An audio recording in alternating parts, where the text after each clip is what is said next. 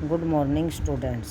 प्यारे बच्चों, आज हम हिंदी विषय में राम लक्ष्मण परशुराम संवाद के प्रश्न नंबर 8 से 10 तक करेंगे। जैसे कि मैंने पहले बताया था, इस पाठ में कुल 10 प्रश्न हैं। तो हमारा जो प्रश्न नंबर 8 है वो है, पाठ के आधार पर तुलसी के भाषा सौंदर्य पर 10 पंक्तियाँ लिखिए। तो इसका जो उत्तर है वो है कि तुलसीदास के पठित पाठ के आधार पर उनकी भाषागत विशेषताओं पर 10 पंक्तियाँ निम्नलिखित हैं। नंबर 1, तुलसीदास जी ने रामचरितमानस में अवधी भाषा का प्रयोग किया है। नंबर 2, कवि ने दोहा चौपाई छंद का सुंदर प्रयोग किया है। नंबर 3 पे है, 2 चौपाइयों के बाद एक दोहे का जो क्रम है वो बहुत सुंदर बन गया है। भाषा में व्यंग्यात्मक शैली का प्रयोग हुआ है। भाषा अलंकारों से सुसज्जित है। छंद में मात्राओं के बंधन का पूरा निर्वाह हुआ है। गेयता का गुण विद्यमान है, यानी ये गेय है, इसको हम गा सकते हैं लय के साथ। और नंबर 8 पे है, संवादात्मक शैली होने के कारण प्रस्तुत पठित अंश में नाटकीयता का समावेश है, इसको हम नाटक के रूप में भी प्रस्तुत कर सकते हैं। नंबर 9 पर है, ओज एवं वीर रस है। इस कविता में रौद्र, ओज और वीर रस है। सभी काव्य पंक्तियों में या तो क्रोध दिखाई देगा या फिर वीरता की बातें कही गई हैं। नंबर 10 पर है, भाषा विषयानुरूप है, अर्थ गार्भीय है और प्रभावशाली है। हमारा प्रश्न नंबर 9 है, इस पूरे प्रसंग में व्यंग्य का अनूठा सौंदर्य है और उसको उदाहरण के साथ स्पष्ट कीजिए। तो हमें इस कविता को पढ़कर पता चलता है कि लक्ष्मण के कथनों में गहरा व्यंग्य छिपा हुआ है। लक्ष्मण परशुराम से कहते हैं कि बचपन में हमने ऐसे कितने ही धनुष तोड़ डाले, तब किसी ने कोई क्रोध नहीं किया। श्री राम ने तो इसे छुआ ही था कि यह टूट गया। परशुराम की डींगों को सुनकर लक्ष्मण पुनः कहते हैं कि हे मुनि, आप अपने आप को बड़ा योद्धा समझते हैं और फूंक मारकर पहाड़ उड़ाना चाहते हैं, लेकिन हम भी कोई कोमड़ बतिया नहीं कि आपकी तर्जनी देखकर मुरझा जाएंगे। आप ये धनुष बाण व्यर्थ ही धारण किए हुए हैं, क्योंकि आपका तो एक एक शब्द करोड़ों वज्रों के समान है। लक्ष्मण जी व्यंग करते हुए कहते हैं कि आपके रहते आपके यश का वर्णन भला कौन कर सकता है। शूरवीर तो युद्ध क्षेत्र में ही अपनी शक्ति का प्रदर्शन करते हैं तथा कायर अपनी शक्ति का बखान किया करते हैं।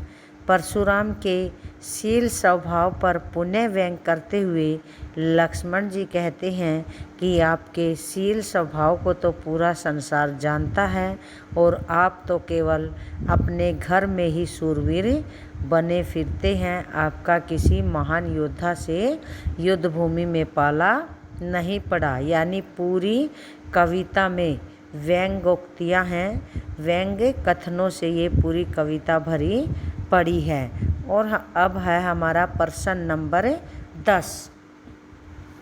इसमें कुछ काव्य पंक्तियाँ दी गई हैं और उनमें प्रयुक्त जो अलंकार है वो पहचान कर लिखना है। अलंकारों का अच्छी तरह से अध्ययन हम कक्षा 9वीं में कर चुके हैं।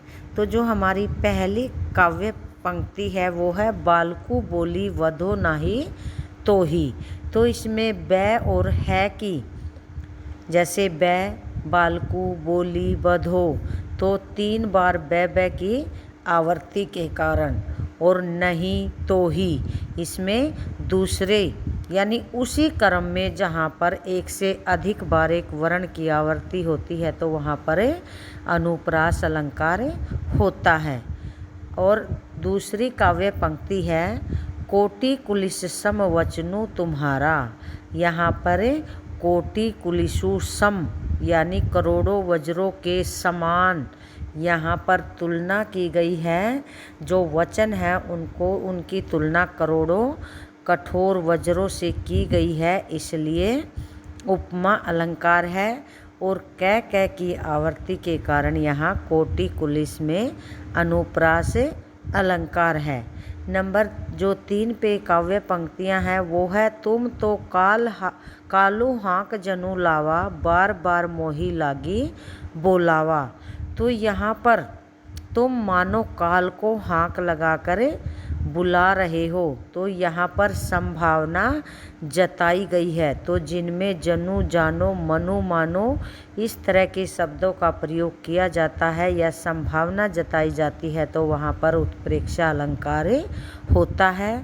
और जो बार बार शब्द आया है इसमें पुनरुक्ति प्रकाश अलंकार है। जहाँ पर एक शब्द 2 बार आए यानी एक शब्द हो और वही 2 बार आ जाए लगातार, तो वहाँ पर पुनरुक्ति प्रकाश अलंकार होता है। नंबर 4 पे है, लखन उत्तर आहुति सरिस भृंगु वर कोपु कृशानु, बढ़त देखी जल सम वचन बोले रघुकुल भानु। तो यहाँ पर लखन उत्तर आहुति सरसी, ये जल सम वचन, इसमें उपमा अलंकार है क्योंकि इनमें समानता या तुलना की गई है। और जो लक्ष्मण के उत्तर हैं उनकी जो तुलना है वो आहुति से की गई है।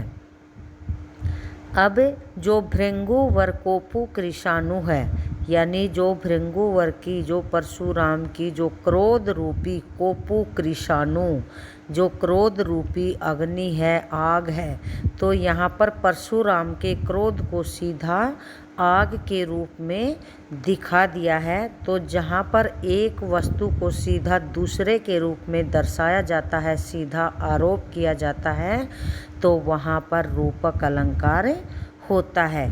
तो प्यारे बच्चों, आशा है कि ये प्रश्न उत्तर आप लोगों को अच्छी तरह से समझ में आ गए होंगे।